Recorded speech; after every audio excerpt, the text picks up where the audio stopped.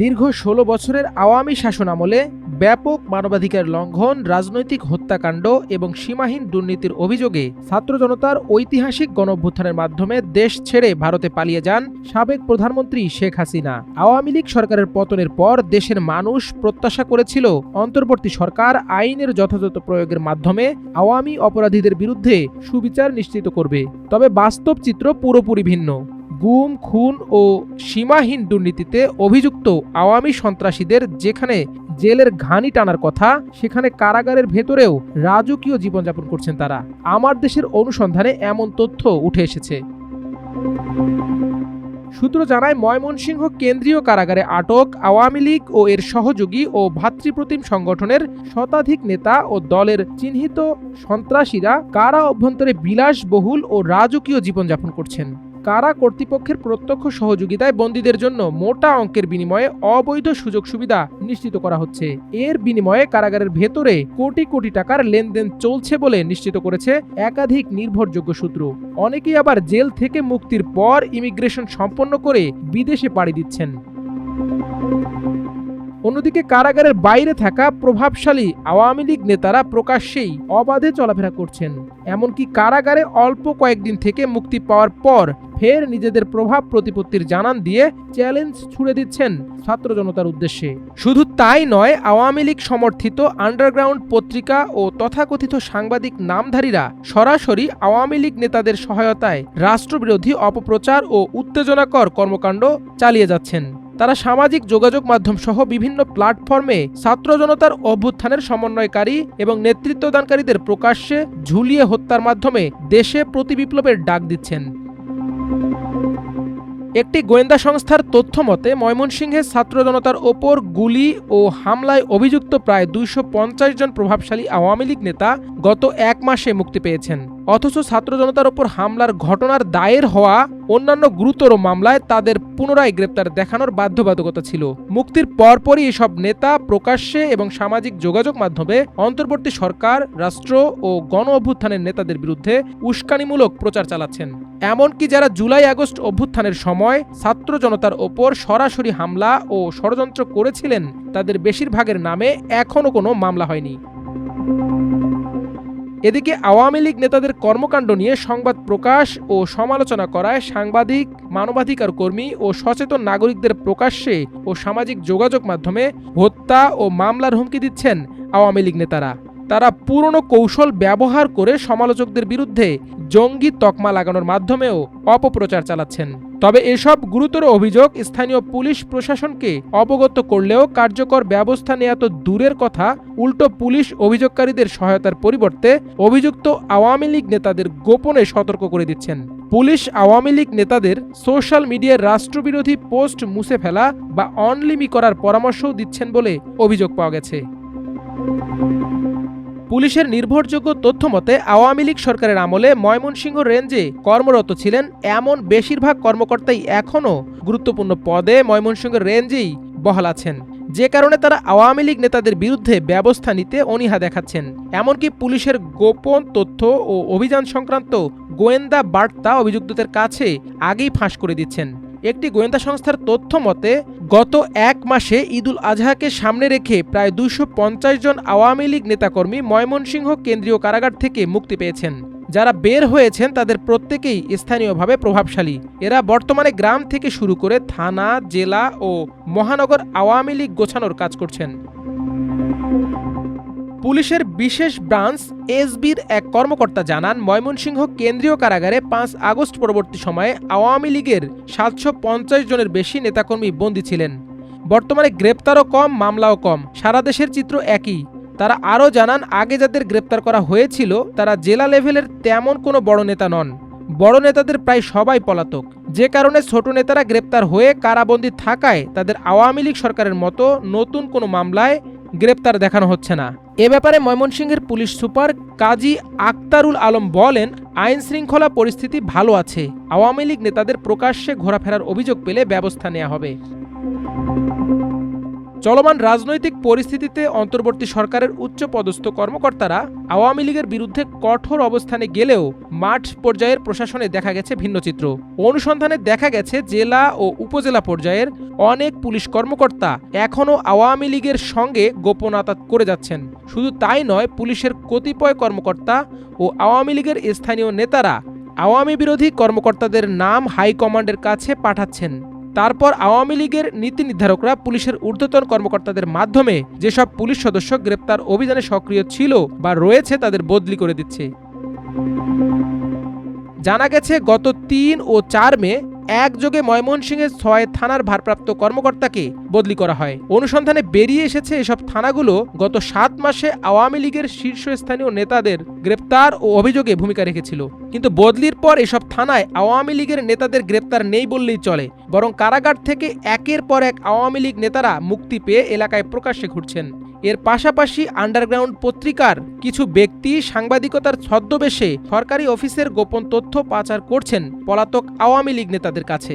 এ কাজে তাদের সহযোগিতা করছেন আওয়ামী সরকারের আমল থেকে ময়মনসিংহে বহাল থাকা কর্মকর্তারা। এসব কর্মকর্তা শেখ হাসিনা আবারও ফিরে আসবে বলে এখনো বিশ্বাসী।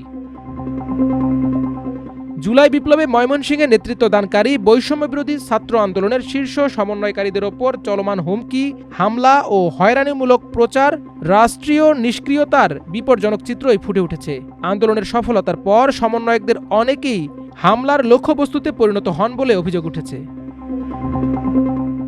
অনুসন্ধানে দেখা যায় গত বছরের ১৫ ডিসেম্বর রাতে অজ্ঞাত এক ব্যক্তি মোবাইল ফোনে বৈষম্যবিরোধী ছাত্র আন্দোলনের ময়মনসিংহ জেলার অন্যতম সমন্বয়ক আশিকুর রহমানকে গলা কেটে হত্যার হুমকি দেন। ওই ঘটনায় ১৯ ডিসেম্বর কোতোয়ালি মডেল থানায় একটি সাধারণ ডায়েরি করা হয়, তবে এখন পর্যন্ত তদন্তে অগ্রগতি নেই। এরপর গত ২০ জানুয়ারি ঈশ্বরগঞ্জ উপজেলার আরেকজন সমন্বয়ক মোহাইমিনুল ইসলাম ওরফে শিহাবের বাড়ির দেয়ালে লাল রঙের লেখা হয়, সমন্বয়ক মরার জন্য প্রস্তুত হ। সরাসরি এ ধরনের হত্যার হুমকির পর এখনও কাউকে গ্রেপ্তার করেনি পুলিশ।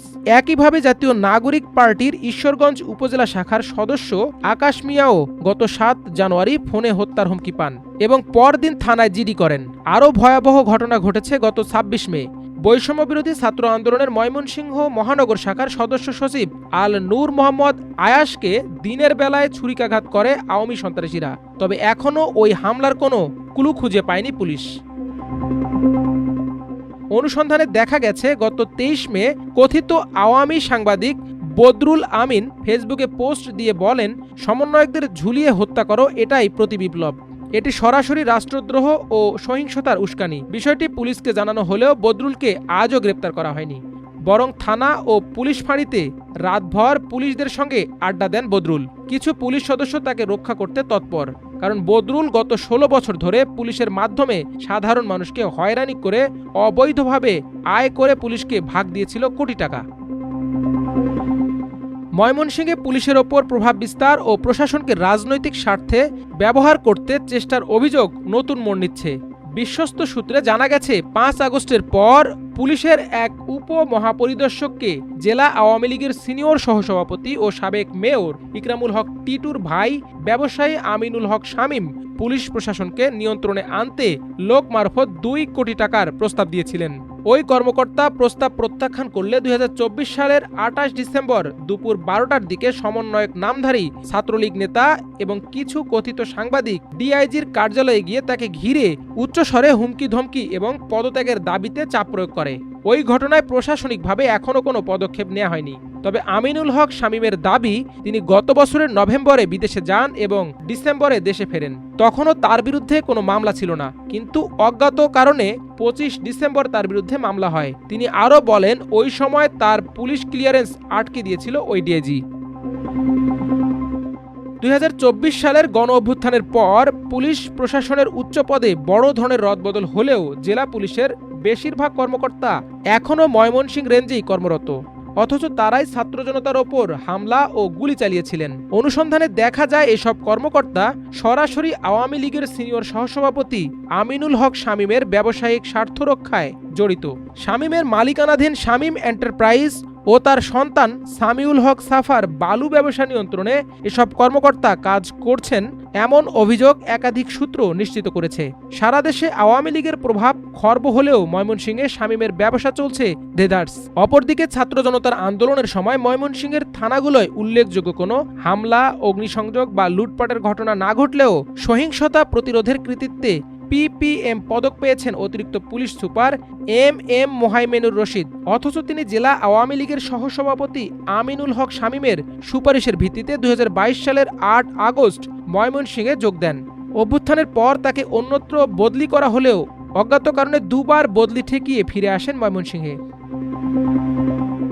জুলাই আন্দোলনকারী ও রাজনৈতিক দলের নেতারা জানান, মোহাইমেনুর রশিদ আওয়ামী লীগের আমলে নিজেকে সাবেক ছাত্রলীগ নেতা পরিচয় দিতেন এবং গোয়েন্দা পুলিশের নেতৃত্বে বিএনপি জামায়াতের নেতাকর্মীদের গ্রেপ্তার ও হয়রানি করতেন। শুধু তাই নয়, 2023 সালের 31 জুলাই রাতে ময়মনসিংহ জেলার বিভিন্ন উপজেলায় অভিযান চালিয়ে জামায়াতের প্রভাবশালী 19 নেতাকে বিশেষ ক্ষমতা আইনে গ্রেপ্তারের ভূমিকা রাখেন। ছাত্রদল নেতা তানভীর তাহের সৌরভের অভিযোগ, 2024 সালের 27 অক্টোবর যৌথ বাহিনী তাকে আটক করে কোতোয়ালি থানায় পাঠায়। পরে মোহাইমেনুর রশিদের নেতৃত্বে ডিবি অফিসে নিয়ে চোখ বেঁধে সম্পূর্ণ উলঙ্গ করে পাশবিক নির্যাতন চালানো হয়। এ ব্যাপারে অতিরিক্ত police super M Mohaimenur Rashid বলেন, আমি আওয়ামী লীগের আমল থেকেই এখানে কর্মরত। আমার ব্যাপারে যেসব অভিযোগ রয়েছে সেগুলোর ব্যাপারে ঊর্ধ্বতন কর্তৃপক্ষের কাছ থেকে জেনে নিন।